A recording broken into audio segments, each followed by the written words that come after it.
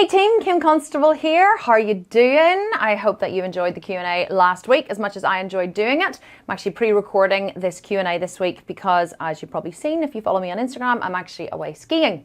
So wanted to make sure that I didn't miss a week to answer your questions. And on this live, I'm actually taking questions from the Q&A last week. We didn't put up a new graphic for this week simply because obviously I'm away skiing, so I'm not going to be able to do anything live. So I'm taking questions from last week's graphic because there were so many of them. And then we're going to post another graphic under the featured tab for you guys to post your questions for next week. But luckily we have like 61 questions, so I don't think I'm going to be short in questions.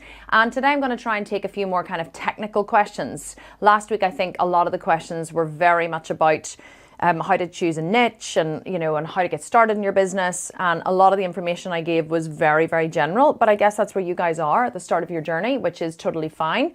But for those of you who are maybe a little further on, I'm going to try and answer, like I said, a few more technical questions tonight. So let's get started with the first question. It comes from RT, and RT is saying, when starting a YouTube channel and wanting to post links of products used in the videos, how do you get commission for recommending certain products? Do you call the company first and ask for commission, or does the company find you and offer to pay a commission? So we are really only affiliated with one or two companies. I can just tell you what I did. So in the very beginning, whenever I first started the Sculpted Vegan, which was really just an Instagram page, I hadn't really started the company. I did start the company in 2017, but before that it was just an Instagram page. I started using a protein called the Protein Works. So I then reached out to the Protein Works. I had a reasonable following on Instagram. It was probably maybe only 20 or 30,000, but it was enough really to get their attention and for me to become an affiliate with them. So what I did was I started using the product. I started promoting the product. I started talking about the product because I loved the product. It wasn't actually that I wanted to become affiliated with the Protein Works so I could get free stuff. It was because I actually loved and used the product.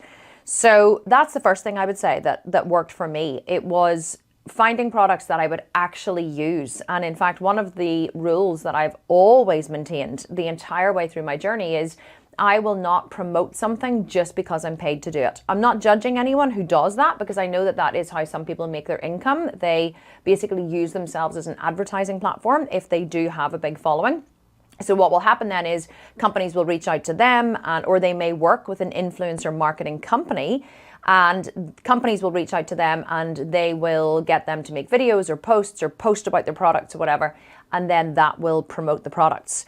So, but that's not something I've ever done because my income has never been through influencer marketing. My income has always been through running the business of Sculpted Vegan.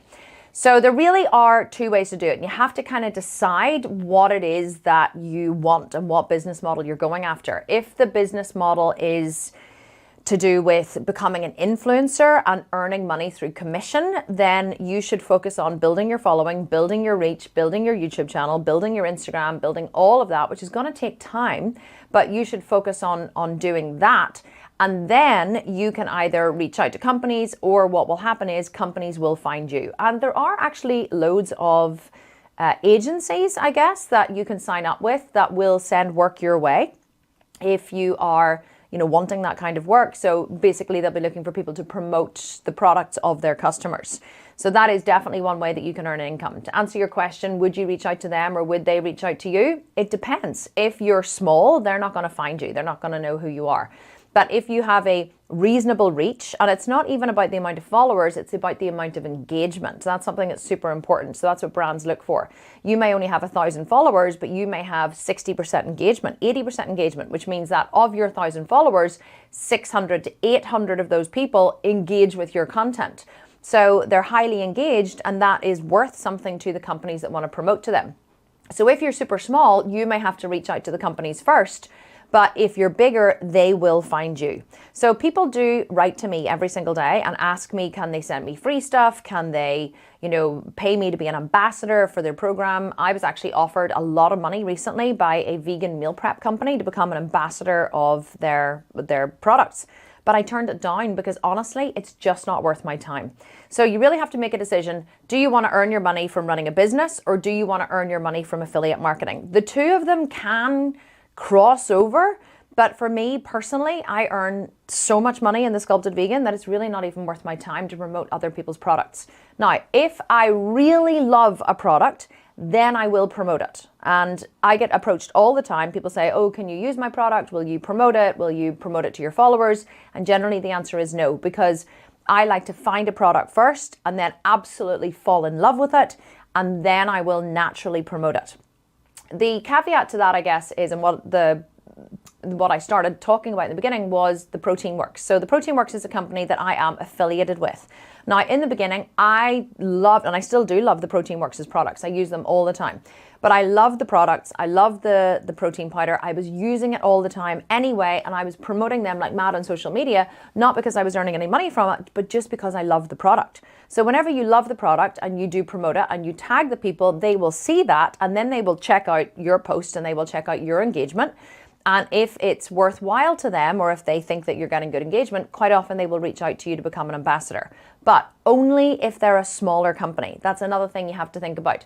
The huge companies that you tag are not going to pay any attention to you. Funny story. My daughter, Maya, has nearly 1 million followers on Instagram, and she decided recently that she wanted to partner with Hermes. Because Hermes makes saddles and saddle cloths and horse gear, and Maya, she's a top rider. She rides for Ireland, and so she reached out to Hermes via her Instagram and asked would they like to sponsor her, and I was laughing my head off. I was like, you know what, Maya, 10 out of 10 for effort, but there is no way a company like Hermes is going to sponsor you even if you do have 1 million followers, because they're far too big and they don't need to. So if you partner or if you tag or look out for brands that are smaller, newer, more upcoming, they are much more likely to be motivated to want to partner with you because they are looking to spread the word about their products. If you're going to partner or tag Sephora or one of the big companies, they are absolutely not going to give you free product or give you commission on anything that you sell simply because they don't need to. It's just like me and the Sculpted Vegan. I don't need to promote other people's products to make money. It's not even worth my time for the return that I would get. But if I do really, really love someone, or they're a friend of mine, or I really love the product, I am happy to promote them. But generally, you really don't make a lot of money from it. So you just have to be conscious of that. I remember I was approached once by a large supermarket chain over here through an agency to promote their range of vegan burgers, and they offered me quite a lot of money to do it. And so I was like, okay, sure, I'll do it. Why not? So they sent me all of these products, but it was so tedious because I had to create all of the stories in advance. I had to create the posts in advance. I had to create the slides in advance. I had to send them all through for approval. Then at a certain time on a certain day, I had to upload them all, and then I had to tag them. And I was like, this is far too much effort. Even for the money they paid me, it was far too much effort. I absolutely was not going to do it. And that kind of just made me realize that that is not something that I wanted to do. So if you're tagging them and you're using their products and they see it, try to make sure that it's an upcoming brand. If it's a big brand, they're not going to care. But you do have to consider that, honestly, you're really not going to make a lot of money from influencer marketing. You can get a lot of free stuff, but at the end of the day, sometimes you have to jump through massive hoops for the free stuff, and it really might not be worth it. But everybody loves a freebie, and in the beginning, I would have accepted a lot of freebies and I would have done a lot, in return for the freebies. Whereas now, whenever people write to me on Instagram and say, oh, I'd love to send you some free stuff, or we'd love to send Kim some candles, or we'd love to send her, I get offered all kinds of stuff. And honestly, I turn it all down. My team just say, I'm sorry, Kim isn't accepting any free gifts right now because I don't want to have to post about it. And I wouldn't accept it and not post about it because I just don't think that exchange is fair. So I just say, please don't send me anything. I don't want anything. And that just keeps it right for me. But I do get in the beginning, it is good to get free stuff. It's nice to get free stuff. But I would say, just as a final note, don't get distracted. Don't get distracted with, promoting other people's brands and growing other people's brands. You will put as much effort into growing someone else's brand as you will into growing your own brand, and you're only getting a tiny, tiny, tiny amount of commission. And now, as you get bigger, you can negotiate bigger commissions. But in the beginning, whenever you're small, you really don't have a lot of leverage. So all that effort that you would put into promoting someone else's brand, genuinely, I would say put that effort into promoting your own brand, and you're going to do so much better. Okay, what else have we got? Audra Horvey is saying, Kim, what type of tech is best for creating and sharing videos? i.e. videos of fitness classes or exercise techniques. Audra, this is so funny, right? I love that you asked this, because a lot of people think that you need like a videographer, or you need someone, techie or highly professional or whatever in order to create your fitness videos. You really, really don't. Like whenever I started the Sculpted Vegan in 2017, I recorded all of my fitness videos with my iPhone. And it wasn't even like an iPhone 15, okay? It was like an iPhone 7 or something at the time. And I recorded all my own fitness videos. I set them up on tripods. I did lots of different angles. I taught myself how to use iMovie. I slowed down the reps, so I could show the form. I just recorded all the different angles. I spliced them all in together. I, slowed down different portions of it. I showed what was important. Like if you're wearing Cobra grips, I would have put on the Cobra grips. I would have shown my hands. I would have dropped that into the video. And then once the video was created, I would have added in titles and captions, which you can do on iMovie on your phone.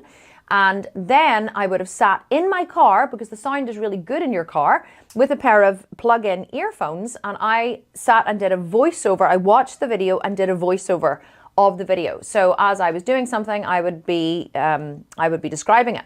Now, the secret to doing that is whenever you're recording the video, you have to be talking through in your head what you think you're going to be saying in the voiceover. So, for example, if I'm standing in the gym and I'm going to step into the squat rack to do a video for a squat, I will be standing and always record so much longer than you think you'll need, because you can take things away when you're editing, but you can never add things on.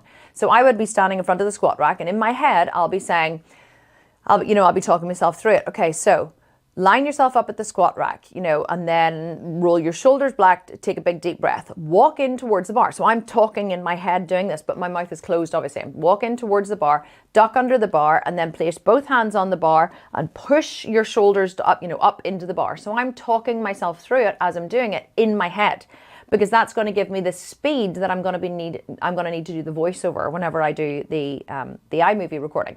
And that's what I did in the beginning for all of my videos. And then once I started training with Mark Getty in Lisburn, I would actually then get Mark to record for me. So I would say, oh, Mark, can we record this video? And I would get him to record different sets and just stand with the phone and just record, and then another angle and another angle. So Mark actually did a lot of the recording for me as well in the early days. And interestingly, a lot of those videos we still use in our programs. Now, obviously, as the company grew, we got our videographer who works for the company to come in and record all the videos, and then it stopped needing to be me doing them. It used to be me, and then as we grew, I got a demo in. So rather than me doing it and doing a voiceover, I would have talked and demonstrated on Laura or Haley or one of the other girls that I would have hired to come and do the demo.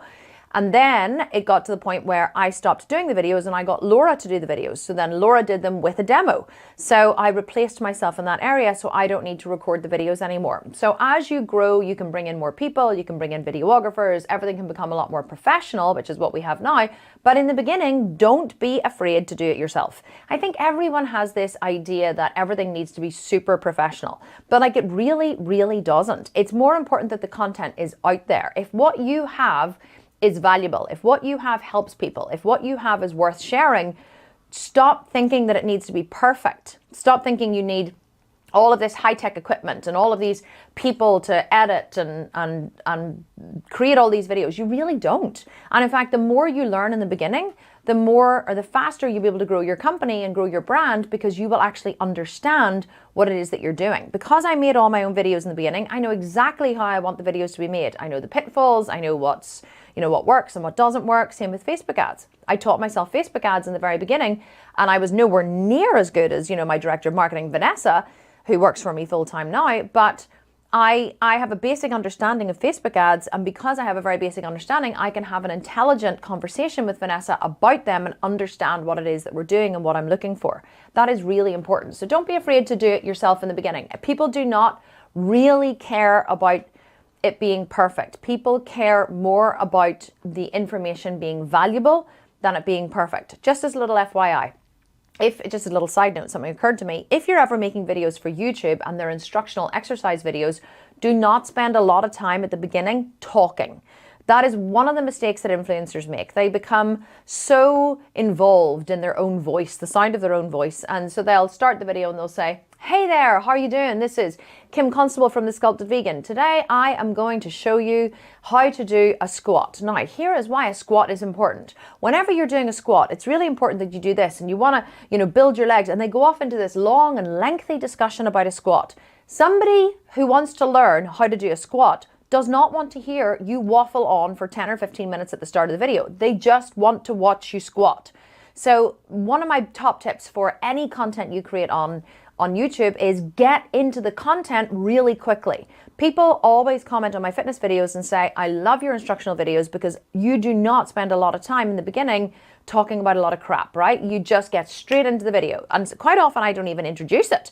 I literally just go, stand with your, it's called, how to do a great squat. And then it's stand with your feet hip distance apart and walk in and do this. So it just gets straight into the content. So people will come back to my instructional videos a lot because they know when they're in the gym and they're like, oh, how do I do that exercise again?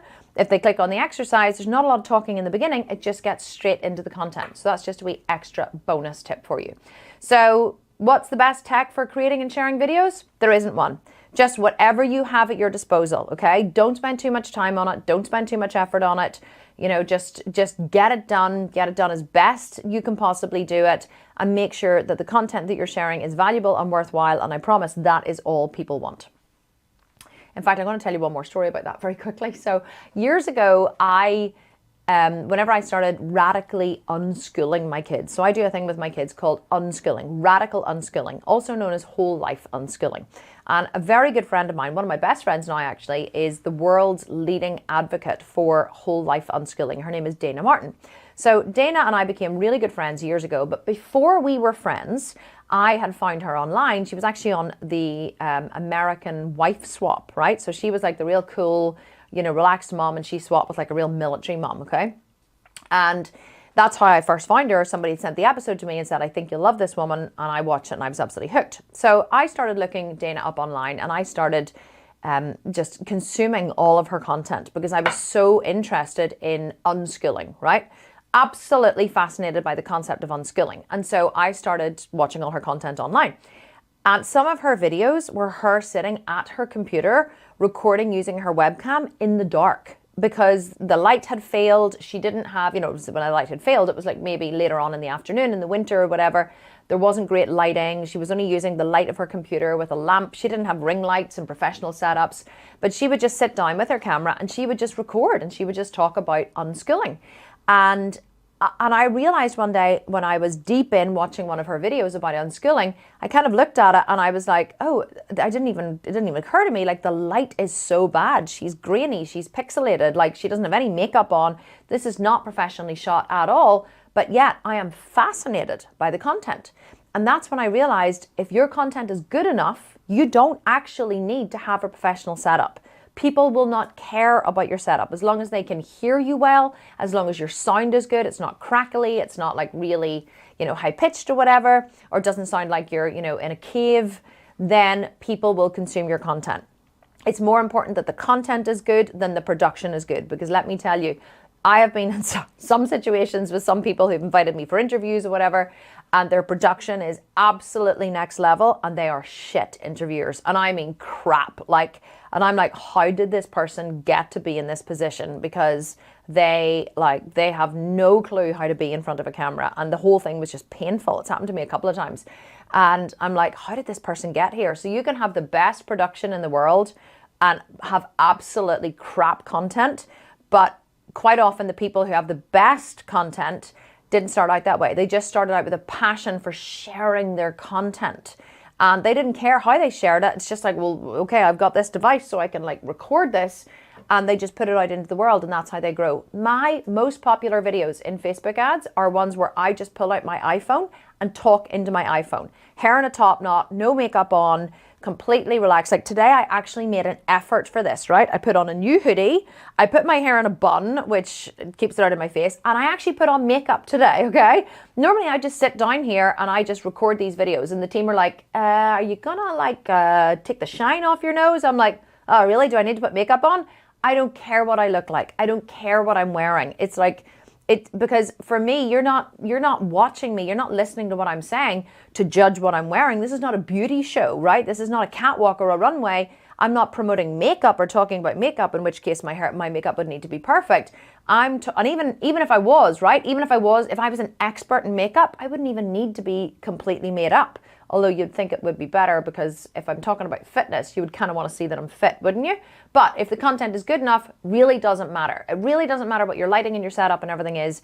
If your content is good enough and you're passionate about sharing your content with the world, just get it out there and don't worry about production. That can come later on down the line whenever people are watching your content because it's so good and you're starting to earn a bit of extra money, and you can actually then bring in other people to make your content more professional. So I just wanted to add that little extra bit on at the end for you. Okay, Madeline Obena. There are so many companies out there. Which company do we use for automating posts on all social media? So Madeline, I have never, ever in my life automated posts on social media. I have never focused on social media. It's not something I've ever done. I've never had a social media strategy. I have a company that has turned over more than $30 million, and I still do not have a social media person in my company. I think a lot of people focus too much on what I call busy work, okay? Busy work. People love to post on social media. They love to create Instagram posts and beautiful pictures and graphics and all of these things, and they love to put them all out there for two reasons. One is because usually it's free, and so people don't want to risk spending money to grow their business, because then they would have to actually put skin in the game and make it work. So they just want to post free stuff on social media in the hope that by posting loads and loads and loads of free stuff, people are going to see their content and they're going to buy it, and then they're going to grow by default. Okay? How do I know people do this? Because I did it in the beginning as well. I did it too. I was like, if I just go crazy posting on social media, I'm going to start this business. Right, I'm going to start this business, so I need a Facebook page and an Instagram page, and TikTok didn't exist then, but I need a TikTok account, and I need this, and I need this. And I believed that I needed all of these different accounts and all of these different things in order to start and grow my business. And it really is not true. Problem is, people focus too much on the wrong thing. And I know I'm not answering your question, but that's because I don't want you to focus on any platform that's going to automate your posts, because it's not a good use of your time. Do I think that we will start to use this kind of platform in future? Yes, but I'm 8 years down the line or 7 years down the line in my business, you know, with a huge worldwide staff and millions and millions of turnover every year. So that's the stage you want to be at whenever you're automating your posts. In the beginning, whenever you're starting your business, you want to focus on what's important, right? And what's important is selling and making money. So a story about that is, I remember watching an interview with Robert Kiyosaki, who is Rich Dad Poor Dad, right? That's what he's known for, Rich Dad Poor Dad. And he tells a story about how a woman came to him, an author came to him at one of his talks or seminars, and she had written a book. She came to him and she said, Robert, I've written this incredible book, and I believe it's an incredible book, and I really want, you know, more people to read it. How did you get your book out there? You know, how do I do what you've done? Because his book, Rich Dad Poor Dad, is like sold millions and millions of copies the world over. So Robert said to her, well, here is what I recommend. He said, go to your, local college or go online and find a course about selling, okay? Find a course about selling and do this course on selling, and then do exactly what it tells you and learn all about sales and marketing. And apparently this author said to him, hang on a wee second, no, wait, I'm not a salesperson, like I'm an author, okay? I write books. And he said to her, okay, do you see the book over there that I'm promoting? And she said, yeah. And he said, it doesn't say on the front of it, Robert Kiyosaki, best writing author. It says on the front of it, Robert Kiyosaki, best selling author. He said, if you can't learn to sell your stuff, then you will never be successful. And I loved that lesson, because a lot of times people who start businesses don't want to think of themselves as a salesperson, because salespeople have this bad reputation, I guess, sleazy salesperson, kind of sleazy, trying to sell you something, pushy salesperson. And there are a lot of really bad salespeople out there. I think we've all had a cousin or a family member or a friend who's joined some kind of multi-level marketing company, such as, doTERRA or Avon, or what are some of the other ones? Oh, Juice Plus, that's one of the worst. People So what happens is people join as affiliates of these companies in a multi-level marketing company, and then they try to sell to their little close-knit group of friends. And this group of friends, buy because they want to support you. Oh, all right, okay, yeah, I'll get that, or whatever. And because you made a couple of sales from this very small group of people, what do? Well, every time you want to sell more, you go back to this group and back to this group and back to this group. So you don't cast your net wide enough, which is why you're not successful. So people who start companies or start businesses or want to make money have to learn to become good salespeople. That is the main reason I am successful. Because I am a fucking badass salesperson, okay? I'm not afraid to ask for the sale. But I think it all comes down to being able to understand exactly what sales is. Now, whenever you're selling something, you have to get out of the mindset that you're trying to convince someone to buy. You're not. That is not what sales is. I think that mindset gives sales a very bad name, if you like. You will never convince someone to buy something that is not interested in buying something already. You will never convince them. You will never change their mind, okay? And that isn't the goal of sales. The goal of sales is to find people who are on fire and you're selling water. That's not my concept. I actually heard that from Jordan Peterson and I loved it. It stuck with me. They're on fire and you're selling water. That's the only time people will buy. So if they're not on fire, you will never sell them water, okay? Or if they're not super thirsty, they will never, ever, ever buy your water. So that's what sales is about, and that you have to learn that. The other thing you have to learn is that sales, making money in business is all about finding more people. Because in the law of sales, 2 out of 10 people will be interested in what it is that you have to buy, right? Or what it is that you're selling. 2 out of 10 people will be interested in what you're selling. 2 out of 10. Now, that isn't 2 out of 10 will buy what you're selling. That is 2 out of 10 will be interested in what you're selling. Then once they're interested, it's up to you to talk to them about the product. Now, can you convince them to buy? No, not if they don't want to. All you can do is present your product. They will measure up whether or not that product puts out the fire. They're on fire, right? You're selling water. They will measure up, well, is there a big enough volume of water? Is the water wet enough? Is the water the right temperature? They will assess their fire and assess your water, and they will decide if that water is going to put out their fire. But here's the caveat, or here's the catch. You have to talk to so many people in order to find the 2 out of 10 who are interested in what it is that you're selling. Most people become so stuck on this small number, right? Whenever I talk to people about webinars and they say, oh, I'm so excited, I've got 100 people signed up for my webinar. And I'm like, 100 people? They're like, yeah, I've got 100 people. Just because 100 people signed up doesn't mean 100 people are going to show up.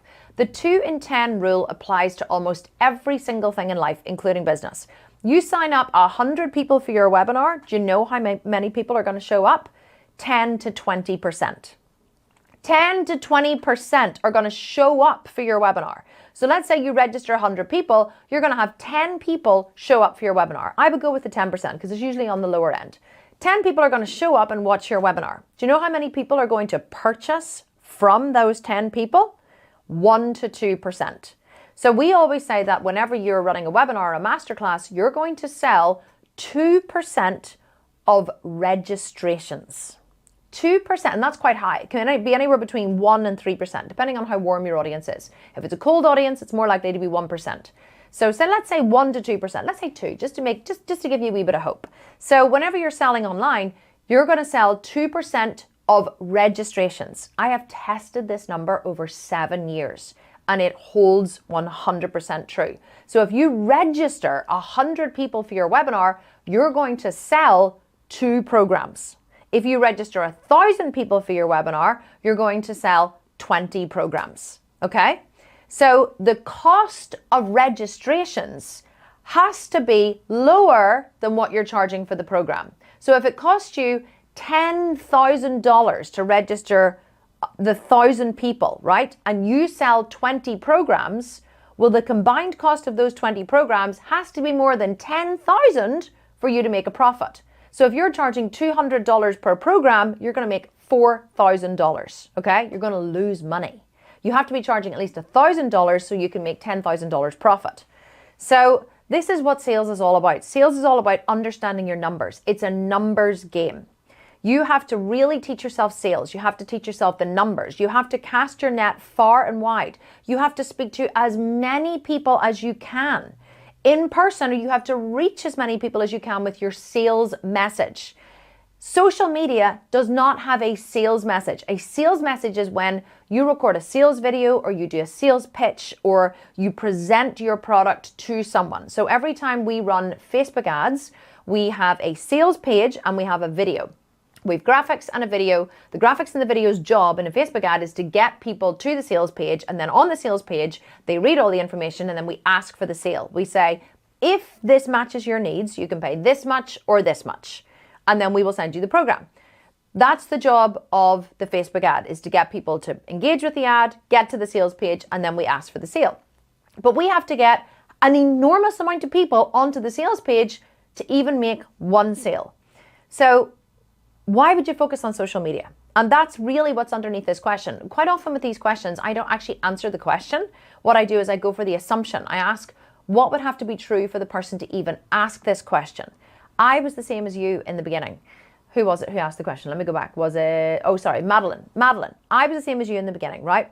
I was so desperate to grow my business, I wanted to use every possible avenue that was available to me to get the word out there. So I would have posted on all the social media platforms. It was such a waste of time. Don't post on social media platforms. Honestly, I run a multi-million-dollar global company and we don't even have a social media intern. We don't have a social media person on staff. We have always focused on selling, on presenting the sale, on teaching people, on reaching more people. Just focus on reaching more people with your message, with your words. Like, I'm doing this free Facebook group. I'm doing all of this free content. We're going to put this out on YouTube. We're going to put it in Facebook videos. I'm teaching business for free, okay? Because I'm actually later in the year going to launch my new app, Only Fitness, which is a free business platform, completely free to use, free business platform for anyone wanting to start a business in the fitness or the fitness service industry, such as a massage therapist or coach or life coach or whatever. So anyone who's in the fitness industry can start a free business using my app. That's why I'm doing all of this free business teaching content. It's just to get it out there and promote it. Am I putting it on social media? No. How am I doing it? I'm talking, I'm teaching, I'm sharing my expertise with you for free, and I'm not asking for anything in return. Whether you ever download Only Fitness and use it or not, I really don't care. That's not the goal. I'm not trying to convince you to sign up. I'm not giving you a sales pitch. I'm basically just saying, hey, I know what I'm talking about. Come over here and listen. And if it jams with you and you like it, then that's great. And then we can build a relationship of trust. And if you want, you can download my app whenever it launches and you can try it. And if it works for you, great. And if it doesn't, don't worry about it. But you start to develop a relationship of trust with someone whenever they're teaching you, and you can really get into the trenches with them, I guess, is the best way to describe it. So don't think about social media. Don't think about scheduling platforms. Don't waste your money over there. Spend all of your time focusing on learning how to sell, learning how to reach more people, and becoming confident speaking in front of a camera, speaking in front of people. And I promise you, you will be successful so much more quickly. Okay, next question comes from Nicole, and she says, how do you find people in their area of expertise? I'm not tech savvy, which means I want someone on my team that excels and has a passion for that. I also don't know enough about business law and would want to make sure my areas of weakness are covered by people who truly have a gift in those areas. How do you go about growing your team with people who are outside your professional development skills? And then, can you help with how to promote what our strong suits are so we can build a partnership with people who may need what we are gifted at?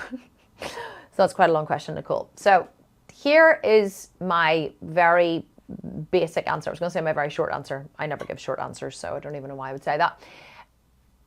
Building a team and hiring freelancers genuinely is a skill, right? And it's not something that everyone can do, or is a skill that you have to develop. But here's the main problem that I see whenever people hire freelancers or hire people to work with, especially in the beginning, whenever you're starting out in business. People are always looking to hire others who can do the work for them. I'll give you a story and I'll tell you why this is bad. I'll tell you a story. So I have a friend online, and I'll give her a wee shout out because she may even be watching these because we work a lot together. Her name is Amelia Newcomb, right? She is a dressage rider. So she teaches horse riding online, and she's wildly successful at what she does. She and I became friends about 2 years ago, and she helps me with horse related things and I help her with business related things. It's a great friend. It's a great friendship. So Amelia came to me the other day. Her company's getting bigger and bigger, and she's really beginning to grow her team. And she came to me with a question. She was like, where did you find your director of operations, Jamie, who works for you? And how do I find a director of operations or a project manager? Oh, sorry, I'm rubbing my microphone there. How do I find a project manager, or how do I find a director of operations, or someone like you have who can grow help me grow my team? She said, I'm looking for someone who has, experience in the online industry, who has experience with the different platforms like Asana, who can, show me exactly what to do to grow my business and do this and that, whatever. Like she basically described me, right? Someone like me who's already running a successful business. And I said to her, Amelia, you're never going to find a person like that. And she said, why not? And I said, because people who are really successful in the online industry are running their own business. People who have the experience that you're looking for are already running their own business. You're not going to be able to hire someone in to run or grow your business because if you don't know what to do, and because anyone who does know what to do is doing it successfully themselves. And anyone who's doing it successfully themselves isn't going to want to come and work for you. So I think this is where a lot of new entrepreneurs, I guess, get stuck in a way.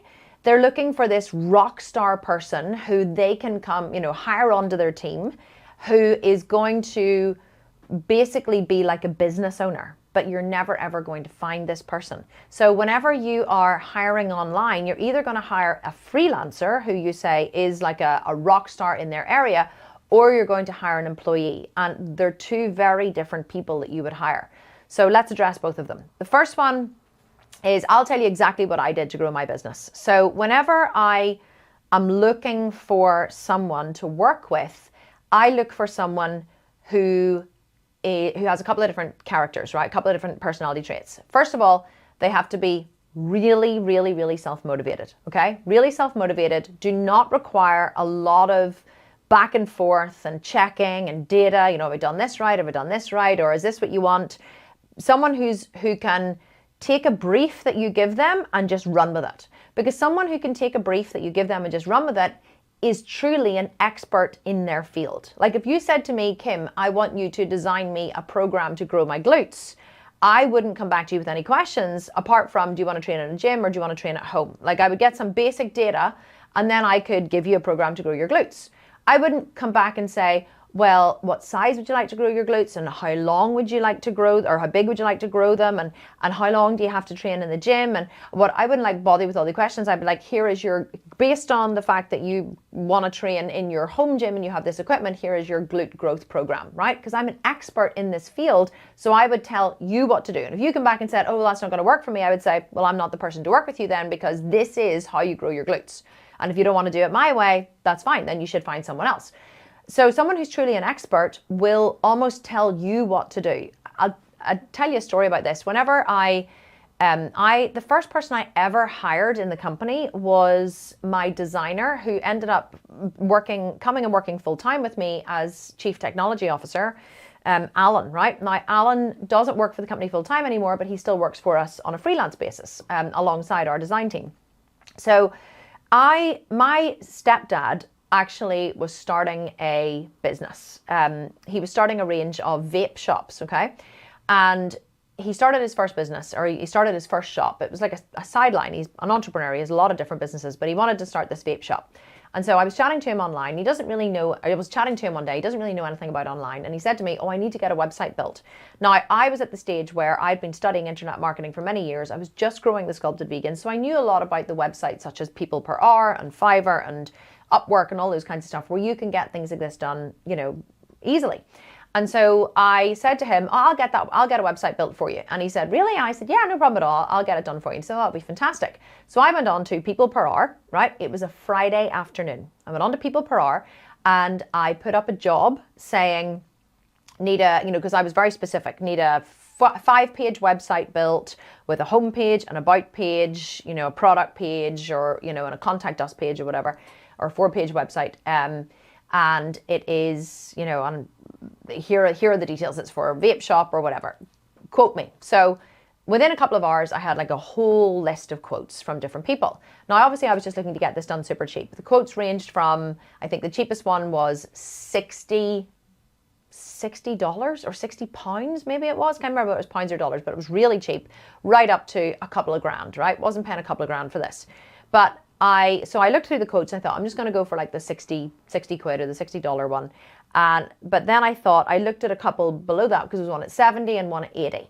And so the 81 caught my eye. Okay, now £80 for a new website is nothing. Okay, it's super cheap. But the 81 caught my eye because this particular freelancer lived in Antrim, which is like 15 minutes from Belfast. So lived basically in my country. And I'd never found a freelancer on People Per Hour who actually lived in Belfast. They're normally in India or England or, or Europe. So I thought to myself, I went, am I willing to spend an extra 20 quid? Quid is a generic term for money over here, right? So bucks, like bucks in America. Am I willing to spend 20 bucks extra to find someone who's close by? And I thought, well, you know what, it'd be handy if we need to liaise or we need to go back and forth. We're in the same time zone. I could even talk to him on the phone, whatever. I'm sure it'll be grand. I'll go with this guy. So I accepted the bid. And I said, so it sends him an email, congratulations, your bid has been accepted. It puts half of the money in escrow. And I thought, okay, well, it's Friday afternoon. It's great. This guy is going to, he'll contact me on Monday. He'll probably send me, what normally happens is they send you a whole list of questions. Can you give me the exact content? Can you tell me what you want on the pages? Can you do this? Can you do this? So normally they would send you like a whole list of questions. So I thought, I'll deal with that on Monday. It's Friday now, I'm going to close up for the weekend. So all I had given them in the bid or in the job description was the name of the company is Port Vapes. That's all I'd said. And so I accepted the bid, closed the computer, and went away from the computer for the Friday night. Came down Saturday morning, opened my computer just to check my emails. This is in like 2016, okay? Opened my computer to check my emails, and there was an email from Alan, the freelancer that I had hired on the Friday night, and it said, here is your finished website. Thank you for accepting my bid. Here is your finished website. Obviously, there's dummy content on there for now, but you can let me know what content you want on there and we can finish it up. And I was like, here is your finished website? How the hell does he have a finished website? I haven't given him any content. So I clicked on the button, right? And opened up this beautiful website. It was clean, crisp, beautifully designed. And what he had done is he had gone and found the Facebook page. Dad didn't even have a website, obviously. He had found the Facebook page of Port Vapes. He had lifted off the logo. He had sharpened the logo, and he had looked at, the design or whatever, just taken the logo design and the location of it, and he had created a website from this. He had lifted the information off the Facebook page to put onto the website. He'd created a map on the contact page, with the exact map of it. He had literally sent me a finished website overnight. And I knew then that I had a unicorn, because that is very, very rare to find. I'm that kind of person. I'm the kind of person that if I'm getting started in the online world, Alan, I found out at the time, had just left his full-time job and was now starting to go freelance on his own, which is why he had quoted so cheaply just to get the job, because he wanted to try and build up his profile on People Per Hour, because the more jobs you have, the more positive feedback, the more likely they are to recommend you to other people. But I knew then that I had a unicorn, because there are very few people in life who will go the extra mile in that way. And that was my benchmark for future, for what I was going to look for. So obviously I worked with Alan. I then hired him to do all of the design for the Sculpted Vegan. And after he had been a freelance designer, on it, then we worked out a retainer. And honestly, Alan helped me build the company from the ground up. And I still recommend people to him all the time. I send so much business to him. It's not even funny. Like, he is one of the most talented designers I've ever met in my entire life. And he's a unicorn. He can do both. He can do web development, and he can do design. And you don't find that very often. So what's the point of this story? Well, when you're hiring someone, you have to look for a unicorn. You have to look for someone who responds quickly, who delivers on time, who does what they say they're going to do, okay? Because if you're struggling with communication with someone in the beginning, you're always going to struggle with communication. If they don't get back to you with, immediately or quickly, or they don't deliver on time, they're never going to deliver on time.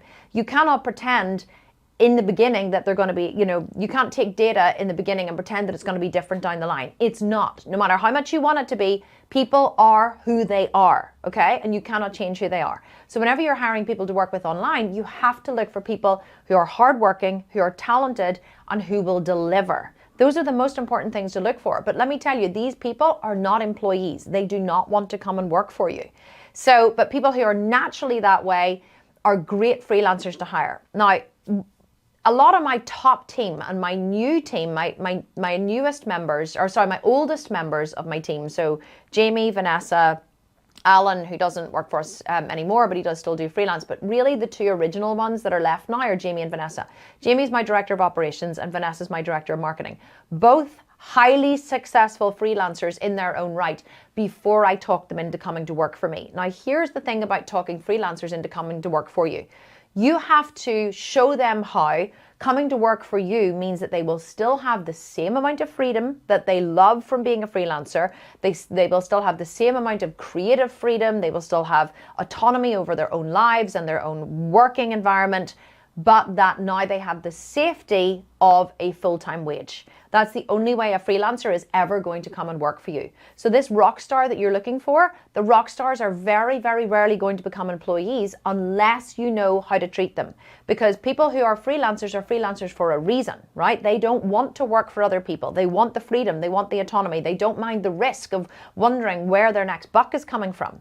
They are that way for a reason. And so you have to tell them that they're still going to have that even if they come to work for you.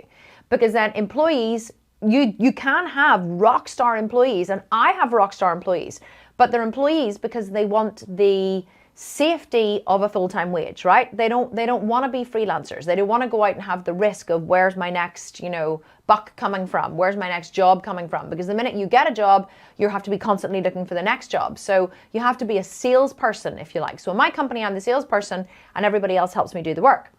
So but here's the thing about hiring an employee. And now this is why I wanted to make the distinction. Whenever you hire an employee, you're going to have to train them. And this is what I said to Amelia when we were chatting the other day. I said, you're never going to find what you're looking for. If you can either hire a freelancer and know they're never going to come and work for you and grow your business because that's not what they do and they're going to be more expensive, or you can hire an employee. But if you hire an employee, you have to train them. And Brigitte, who is my designer at the minute, she is an absolutely phenomenal designer. She's like Alan on steroids. That's what we say now. But in the beginning, Brigitte didn't know how to do the design the way that Alan did it. She came from a different background, working in a different area of web design and PDF design and product design, but she'd never worked in internet marketing design the way that Alan and I had. Now, Alan never had either, but he and I built the company together. We learned together.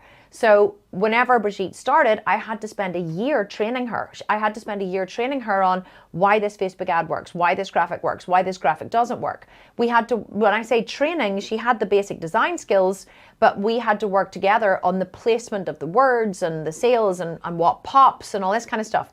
And now that she's learned it, she is literally like Alan on steroids. She is phenomenal at what she does, but it took an investment of my time to train her. So this goes back to what I was saying in an earlier Q&A, is that you have to know your craft, right? You have to know your craft. I know everything about my business. I could do, probably not to the same level, but I could do every single part of my business. I can do customer service. I can do project management. I can do Facebook ads. I can't do design, right? That's something I've never learned, and it's not worth my time to learn it. But I know why and how something works. Like videography, right? I can't do videography in that I can't, hold the camera. I don't know anything about professional cameras, but I have done a lot of my own sales video recording in the past, a lot of my own editing. So I have all of these basic skills. So you have to have these skills in all these different areas if you're growing a business, because you cannot be dependent on other people. And that is one of the mistakes people make. They think that they're going to be able to hire this person and hire this person and hire this person. These people are going to do all of this work to grow their business for them. They're not, okay? People who are super talented in different areas are growing their own businesses. So just before I finish, one other thing that you said is about, I don't know enough about business law. You don't need to know about business law.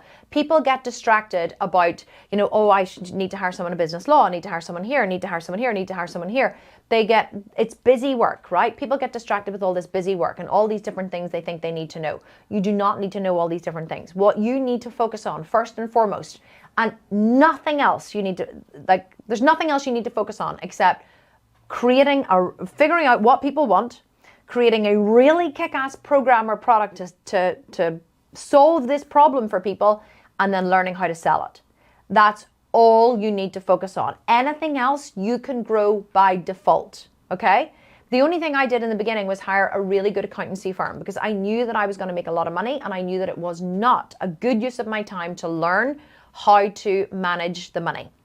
I know how to read balance sheets. I know exactly how much money we're making. I know how to work out profit and loss. But apart from that, I don't focus on anything to do with the money. I hired an incredible accountancy firm who looked after everything. And now I have a full-time financial controller who's worked with the company. She actually worked with my husband's company for many years. And then she came over to work with me, I think in 2018. Or 2019 maybe it was. So she's worked with me for a long time, and I don't do anything to do with the finances of the company because it's not a good use of my time. So don't worry about all of these different things. Just worry about creating really good content that people want to consume and then learning how to sell it. And if you focus on that, you cannot help but be successful. Okay, last question from Kim Sadowski. Kim, I have to laugh because I had a wee bit... I've read this question a few times, and I think I know what you're trying to ask, but there's a couple of things I want to say about it. So here's the question. Hi, what do you coach founders to use the dollar lifetime value of a client metric for? So she's put it in as dollar LTV / client metric for. And I was like, what does that even mean? Because I don't coach founders, and I don't think I've ever talked about the lifetime value of a client. I have a couple of times, but not really very much. So a couple of things, Kim. I'm just going to rinse you a little bit here. If you're asking questions like this, it shows me that you're not really working in a business or on a business right now. Because if you were, your question might be more about... I have a really great product. What's the best way to sell it? A webinar or a 5-day challenge or direct to, advertising sales. So whenever people ask me questions like this, it shows me that they're kind of thinking on a larger scale. So the first thing that I want to encourage you to do is don't think on a larger scale. I don't think on a larger scale, even now in my business. I think about now, of course I do. I'm thinking about the future, but I'm also thinking about what do my customers want right now? What can I create for them which solves what they want right now, and what's the best way that I can create it, and then how can I improve what I have created? One of the things we focus on a lot in the business is how can we improve our products? How can we improve our delivery? How every single program that we release, we look for the questions that come up all the time. And so a question that has come up in the program that we've just released now, which is the 8-week maximum body burn, a common question I'm seeing constantly in the Facebook groups is, should I do my cardio before or after weights? What is the most effective? This question is coming up again and again and again and again and again, which makes me realize that it's not something that we address in a way that they understand in the program. And so now with the next program that we release, we're going to include this either, as a big, here's the answer to your question in the PDF, or as a separate video or something. So we are constantly looking at the questions our customers are asking or the things that they're struggling with, and then making improvements. And we have improved and improved and improved and improved and improved to such a point now where our program is so seamless, the customers don't even realize how much work has gone into making it seamless. Our customer hub is so seamless to use. It's so easy. It's so self-explanatory. It is so far removed from the one PDF download that we used to have years and years ago, which was the only thing the customer could download.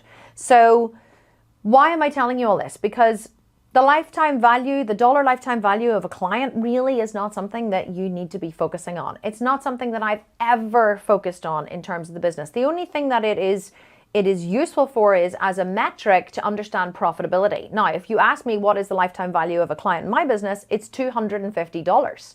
Now, how do they work that out? Well, you look at the amount of money you made divided by the amount of clients that you've had and what they've purchased, and that gives you the dollar amount. But that arbitrary number really means nothing. Now you could say, okay, Kim, so for every single client I bring into the company basically is worth $250 to me. Some of them are worth more, obviously, because some people are spending thousands, some people are spending $4. So every single customer I bring in is worth $250. Another way to look at this, and I'll just explain this a little bit more to you, but another way to look at this or consider this is, I always teach in sales that every no is worth money. And people say, how is every no worth money? So a lot of people get hung up on the no, right? They don't want to ask for the sale because what if the person says no? Well, I love hearing the word no because every no is worth money. What does this mean? Well, if it takes you 10 presentations or 10 sales pitches to make one sale, and that sale is worth $100 to you, then every single no that you received is worth $10. The yes is not worth $100.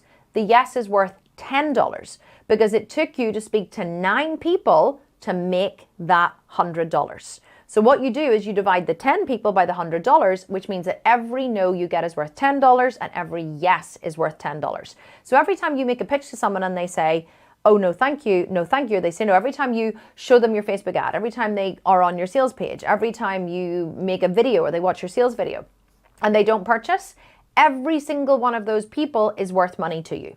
So this is a similar analogy to the lifetime value of a client. You can bring a client into your business and you can be looking at that and saying, oh, they only spent $4, they bought our $4 bundle. Doesn't matter, that client's worth $250. Just like someone can come into your program or your company and spend $3,000, that customer isn't worth $3,000, that customer is worth $250. So it just averages out the value of a customer over the amount of money that your company makes. But it's not important. Like, it really isn't important because you're not focusing on, you're not really focusing on that in the beginning. You're not focusing on the profitability. That's like a much, much larger scale business concept. And if you're in this free group where I'm doing coaching, I imagine that you're not there yet. So you don't need to be focusing on the lifetime value of the customer. What you need to be focusing on is serving your customers better. So as a side note, or as another way to look at it, how can you increase? First of all, I'm saying it's not important. Now I'm saying, well, how can you increase the lifetime value of your customer? It's very simple. Focus on serving their needs better. I did a survey recently in our Maximum Body Burn program, in just one of the standard Facebook groups, not even in the Platinum Facebook group, just in the standard Facebook group. And I did a poll. How many people here have purchased 5 or more programs? How many 3 to 5? How many 1 to 3? How many, less than 1 or less than 3? And then some, how many was this their first program? I think that it ended up being 58% or 61%, maybe 61% of people who answered the poll had bought more than 5 programs. And in fact, an enormous amount had bought more than 10. So how do you get it that most of your customers have purchased 5 or more programs? By making insanely good programs that work. How do you make insanely good programs that work? You constantly listen to your customer, you take all of their feedback, and you improve your product. And customers will continue to come back for more.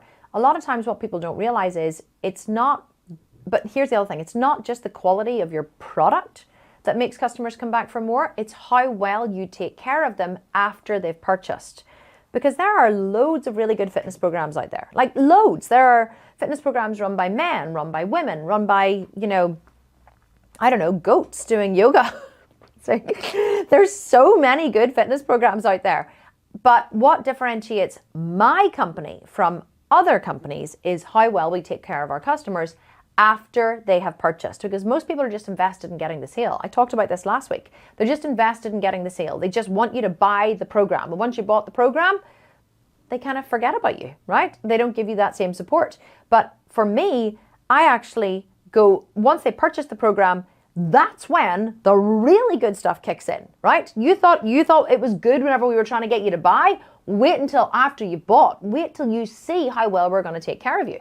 So the most important time of a customer's life cycle is the 24 to 48 hours after they have purchased. I purchased a really expensive media program whenever I was in New York a few years ago. So I went to this event, and at the event they were selling this particular media program, and there were different levels of them. But for the highest level program, which I think ended up being about $24,000 a year, it might even have been more than that. I think it was an initial payment of $10,000 plus another $2,000 a month. It was something, it was expensive, right? And I decided I was going to purchase it because it would be, good for business. So I signed up at the event. They schmoozed me and came over to the table to talk to me because they knew I was there. They knew I had money. They knew I was successful. I was their ideal client. And so they spent a lot of time schmoozing me, right, at the event. And I felt very taken care of. I felt very special. It was great. And so what happened then was I ended up purchasing the program. They charged my credit card and I flew home from New York, okay? I arrived home from New York on, I think it was Monday. I think the program was, Friday, Saturday, Sunday. I arrived home, I flew out Sunday night. I arrived home on Monday morning. And I expected to open my computer and find an email from these people saying, we're so excited to have you. Here's what's going to happen next, whatever. Nothing in my email. Now, they had said to me in New York, you'll hear from us. Somebody will reach out to you like tomorrow. You'll hear from the team straight away. We'll get you started, with the next steps. I just invested. I think I just put down like $12,000 on my credit card to invest in this program. And I heard nothing. I was like, oh, that's interesting. I thought, well, it's okay. Like they're probably finishing up in the event. I totally get it. I'll hear from them tomorrow. Tuesday came and went, nothing. Wednesday came and went, nothing. Thursday, I wrote to them and said, hey guys, I signed up for this thing last weekend. I'm not sure what's happening or what the next steps are. Can somebody please reach out to me? Do you know when I heard from them? The following Monday. They didn't even get back to me. After I sent that email on the Thursday, no one got back to me until the following Monday. And do you know what I did on Monday? I cancelled the program. I cancelled the program and asked for a refund. Now, what do you think happened whenever I cancelled and I asked for a refund? Oh, yes, I was inundated with people. Oh, my God, I'm so sorry. Like, is there a reason? Can we, but please let us put this right, and blah, blah, blah. Well, as soon as they went to lose the sale, now they shit themselves because they were going to lose the sale and they were losing this money. And I was like, no, I'm sorry, I'm done. I don't think this is a good use of my time. And I didn't tell them I lost trust, but I lost trust in the process. Now I would actually tell them I lost trust in them. But it taught me a very valuable lesson. And this is one thing I always do in business. I watch my own process and I say, how did this make me feel? Because that's how my other customers are going to feel. It hadn't occurred to me up until this point that the most important time after a customer has purchased, especially a big purchase, is right after they purchase. Right after they purchase, it's up to you to show them they've made the right decision. And you do that by reaching out to them, by saying to them, thank you so much for purchasing. Here's what's going to happen next. You're going to hear, the next person you're going to hear from is Kim. She's going to send you an email. You can respond to that email if you want to, if you have any questions. After you get that email, the next day you're going to get this. Then you should go here and you should join this. You have to tell them exactly what they should do after they purchased and exactly what's going to happen. That gives them a feeling of safety that the decision they made was the right decision. It's so important to keep in contact with your customer in the 24 to 48 hours after they have purchased. And that experience of spending a huge amount of money really taught me that. So I don't care if a customer has spent $4, $49, $294, or $4,000 with me. Everybody gets the same treatment. Not the same treatment, because of course people who've spent more money get a higher level of treatment because that's what they paid for, but everybody gets the same treatment or the same reassurance after they've purchased that they have made the right decision. And that's where many companies fall down. They forget that. They focus too much on trying to get the sale and they don't focus on what happens after the sale. So if you want to increase the lifetime value of your customer, what you need to focus on is surprising and delighting your customer. You have to focus on looking after them better than anyone has ever looked after them in their life before, and then create programs that actually work. But believe it or not, it's the support you give them to follow through with your program is actually what causes customers to come back again and again and again. It's not the quality of the program, it's how available you are to help support them and solve their needs while they are doing your program. Now they become your best friend, right? Now you've invited them into your home. It's like inviting a guest into your home and then ignoring them all night. It just wouldn't work. You've invited them into your home. Now when they're there, take care of them, give them a glass of wine, pass them a plate of cheese and crackers, have a conversation with them, invite them to sit down on your very comfortable sofa. This is what you would do if you invited someone into your home. Whenever you sell someone something, you're inviting them into your home. Make it a good experience for them. And if you focus on that, the lifetime value of your customer will automatically increase without you even having to focus on it. Lifetime value of a customer is actually an effect. It's an effect of many, many more things. Just like making money is an effect of loving what you do and being passionate about business. All of these things are effects. But the problem is people are focusing on all of these effects rather than focusing on the core thing that causes the effects, which is creating a really good product that solves people's problems and then taking care of them after they have purchased it and then getting it in front of as many people as possible. That's what's hard, right? That's the hard work. Nobody wants to do it because it's hard. Is it difficult? Yes. Is it boring and tedious, and does it require you to put yourself out? Yes. You don't get to sit in Starbucks with your laptop. Oh, look at me, I'm posting pictures on social media and looking at the lifetime value of my customers. That doesn't bring in the big bucks. What brings in the big bucks is really taking care of people. And if you can learn how to do that, you will always make money. Okay, guys, I think we probably went over a little bit there, but I just wanted to make sure that I really focused on answering the questions this week. Hopefully you guys are enjoying the content. Please do not forget to post your questions on next week's graphic. We're going to put up a new graphic each week and remove the old graphic so that you can post your questions. Any questions you have about anything at all, throw them on there. We're going to do another Q&A next week. Hope you enjoyed yourselves. Thanks so much for being a part of the group. Don't forget to ask any questions that you have inside the group as well. More than happy to answer them there. And I'll see you all next week, same time, same place for next week's Q&A. Have an awesome rest of the day, an awesome rest of the week, wherever you are. And thank you so much for showing up here and giving me your time and attention. I do not take it for granted that you choose to spend your time with me. And I hope that I'm giving back as much as I'm getting from you, and that this is a reciprocal relationship, and that I can help you to grow your businesses and make a lot more money, because really that's what it's all about. Okay, sending you loads of love. Take care and see you next week. Bye for now.